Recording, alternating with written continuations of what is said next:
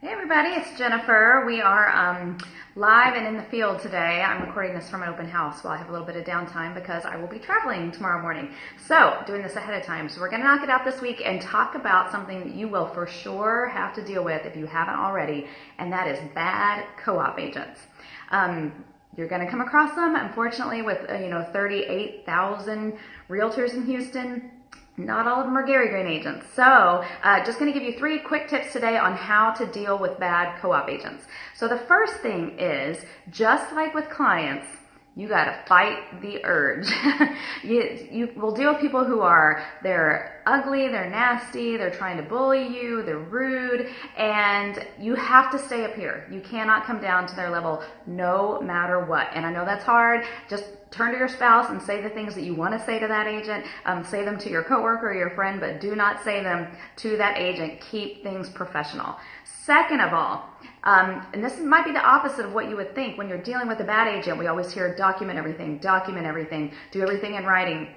Yes, document everything, but talking to somebody actually goes a very long way. People are very bold via text, via email. They say things they would never have the nerve to say to you to your face. And so even if you can't get face to face with them, if you can get them on the phone and try to talk through things, remind them that, you guys are trying to get both your clients to the finish line. You're going to have to work together. You want to get the best for both parties.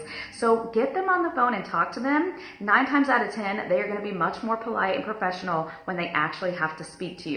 Now, you can follow that up with an email if you need to document and say, per our conversation, I just want to, put all the things into the email. But make sure, if you can get them on the phone and talk to them as much as possible, you can actually kind of maybe improve that rapport with the other agent and get closer to the finish line. And then 3, I forgot what 3 was.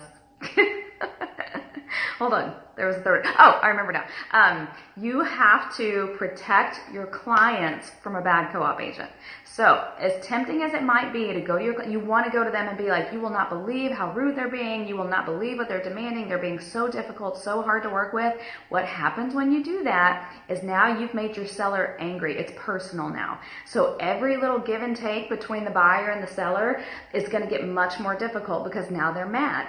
They think the buyer's being unreasonable. Ideally, you would get to the closing and your seller or buyer would never have any idea that you were dealing with a really bad co-op agent on the other side. That should be your goal. So protect your clients from that, because you are only going to make your deal a lot harder if you let them in on how difficult things are being on the other side. That's just part of our job. So those are just 3 quick tips. Remember, you're going to come across them, but in the end, we're trying to do what's best for our client. And if that's getting their house sold or getting them the house that they love, sometimes that means having to cooperate with somebody who's difficult. So if you do those 3 things, hopefully it'll help. We will see you guys next week, and I hope that you have a great week. Go get them.